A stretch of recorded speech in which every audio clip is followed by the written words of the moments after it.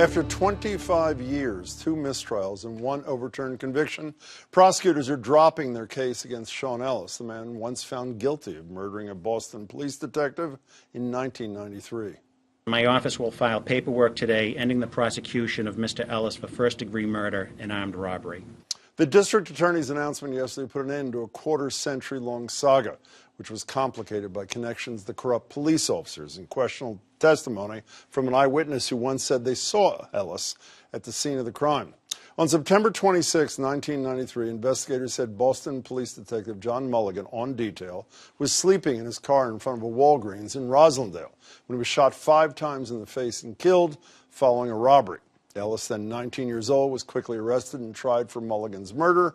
The first 2 trials ended in hung juries, although 1 jury did convict him of weapons possession. Then at a 3rd trial, he was convicted of John Mulligan's murder and sentenced to life without parole. But in 2015, that conviction was overturned. Ellis was released on bail after 22 years behind bars. And while there will be no 4th trial, officials say they still believe Sean Ellis is guilty. Sean Ellis is culpable. What does the evidence look like after 25 years? The witnesses and the strength. And the decision was based upon that, not innocence at all. Of course, Sean Ellis disagrees. He joins me now. Nice to see you, Sean. Along with his lawyers, Rosemary Scapicchio and Jaleese McDonough. Hello to both of you. We invited members of Detective Mulligan's family to join us. They declined based on schedule. How does it feel to know no more trials, no more jail? You're a free man after more than half your life. It feels great, to say the least. It's a feeling that I'm not used to, and so it's taking me some time to get used to the feeling. But in the short term, it feels great. Is it true that earlier today you had your ankle bracelet pulled off, sort of the last physical? Right, the last physical piece of this horror was finally removed today. I finally got a smile on your face off that. What that? I mean, when that's coming off, what was that? What was in your head, and your heart, and your body? What are you thinking? So I'm thinking like it's done. Like it's something that I don't have to deal with. I don't have to go to sleep and wake up worrying about whether or not I'm gonna be sent back to prison. What's your reaction to what the new Commissioner Gross and the interim or acting, whatever he is, DA had to say? That we're not saying he wasn't guilty. We're just saying we can't prove a case. If evidence is based on truth, no matter how much time elapses, then it's going to stand up. And so the fact that he's acknowledging that 25 years later that there's a weakness in the evidence, that means that it wasn't strong to begin with. You know anything, have any involvement, any fashion in this case, in the murder of Officer Mulligan? No, sir. What's your reaction to both things, Rosemary? Not just the fact that your client is a free man, but the comments you heard from people in law enforcement. Well, I'm thrilled that Sean is free and he doesn't have to worry about this anymore. But the way in which the Suffolk County District Attorney's Office had the press conference and made their statements that were really unchallenged by anyone, and completely contrary to what Judge Ball found and what the SJC found in terms of Mulligan's involvement with Sarah Robinson in Brazil, and in terms of other cops who were found to be corrupt. That's correct. So what they said yesterday was there was no evidence Mulligan was actively involved or knowingly involved. And in fact, we have reports that suggest that he held a person at gunpoint while Sarah and Robinson went to rob their apartment. And so what's the relevance of there being bad cops with going after Sean Ellis? Well, because they tainted the entire investigation.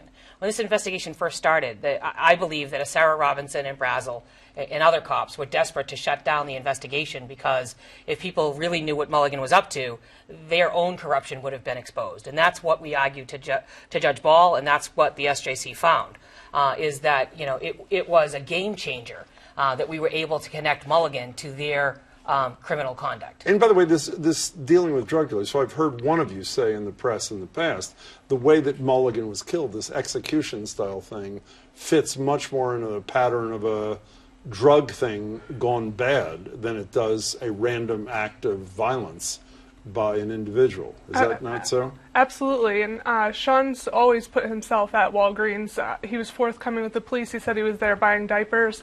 And it just didn't make sense that a teenager would just kill someone execution style like that. You know, when you were here 26 months ago, after a new trial had been ordered, Dan Conley, who was then the DA until very recently, said he was going to go ahead with his trial. What changed in the intervening 2 years, do you think, Jalise? I think there's a lot of things at play. I think the Commonwealth quickly realized that their case wasn't strong in 1995, and it hasn't gotten any stronger at this point. And then I think there's also the political climate of Rachel Rollins coming into office, and I think it all came together. You know, I was watching the tape of the interview we all did in September of 2016, and I asked you a question that I'm going to ask you again. I couldn't believe your response the first time, and I have a feeling I won't believe it now. I asked you if you were angry at the cops, angry at the prosecutors, and your answer, Sean, was no, you weren't. Half your life was taken away from you. Half your life was spent in jail. Why aren't you angry at the people who put you there?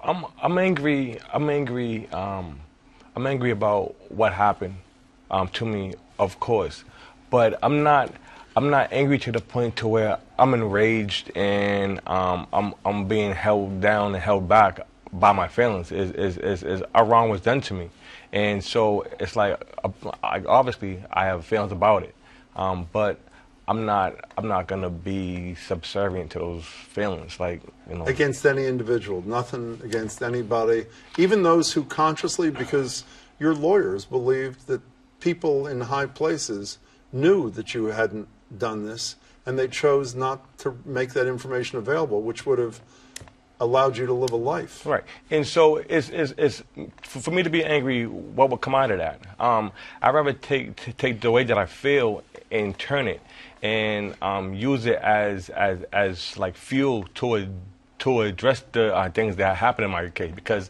it's not just me that it happened to. You know, last time you were here, Rosemary, you said you thought there should be an investigation. It's sort of the big picture here by the Attorney General, U.S. Attorney. None of that has happened, has it? Nothing has happened. What should be investigated? I mean, in this case, what should have been investigated by the Suffolk County District Attorney's Office and the Boston Police, at least at a minimum, they should have investigated the hundreds of tips that came in. Did they ever? They did not. Not Why one not? single report. Because they weren't looking for who actually did it. Why didn't they want to find out who actually did it? Because that would make them wrong. And they weren't about to be wrong in this case. And I believe very strongly that they spent the last 3 years trying to find anyone who would say that Sean did it, and they were unsuccessful in doing that. You know, Jalise, you also, your contention, and I say both of you, I assume all three of you, as I said, in the highest places in the police department at that time, all the way to the commissioner's office, they knew information that wasn't disclosed to you for decades that could have made this guy a free man. They did. The commissioner knew. Who? Right, Commissioner Bratton, and then the commissioner who took over after him. It was reported to them that Mulligan and Robinson had robbed a drug dealer at gunpoint, and none of that information was turned over to Sean. There were countless tips that were called into the tip line that implicated people. None of that was turned over to Sean or his counsel.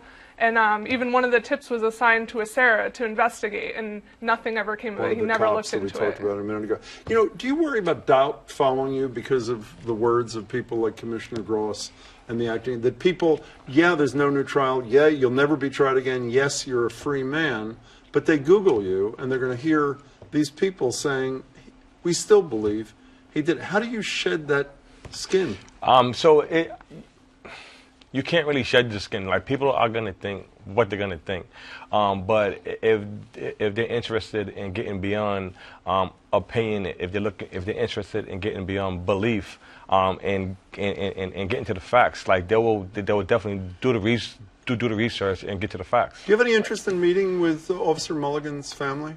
I have absolutely no problem with it, but I'm always going to follow the advice of Rosemary. Well, speaking of their advice, remember the great line from Ronald Reagan, Secretary of Labor? You're too young for this. I don't know if you are. To Ray Donovan, who was charged with a crime, tried, he was acquitted, and his famous line is, "Which office do I go to get my reputation back?" Exactly. Where does he go to get his reputation back? I don't know where he goes. I mean, I think I really believe what Suffolk County did yesterday was to be able to have a press conference where they controlled all of the facts and they controlled the message. I think they were concerned if Rachel Rawlings came in and did the investigation that I think she would have done, she wouldn't have been praising the Boston Police Department. She wouldn't have been praising the district attorneys who prosecuted the case.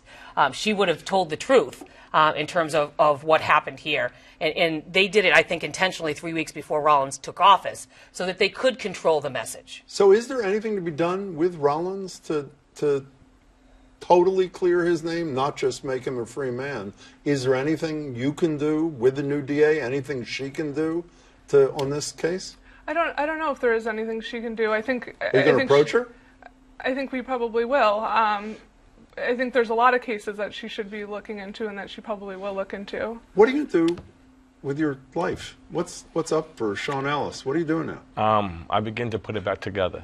I have a couple interests. Going to school is one of them. Yeah, there's a financial hurdle related to that I have to get over. But I want to do work to help address the epidemic of wrongful convictions. Well, Sean, congratulations to you, and obviously to you too as well. It's been a long fight. Thank you so much. Thank you. Felice, nice to see you. Nice Thank to see you. you. Rosemary, thank you. Thank you so much for and having us. Sean, of course, good to see you. Good to Good see luck, you. Sean Ellis. Thank you so We much. appreciate it.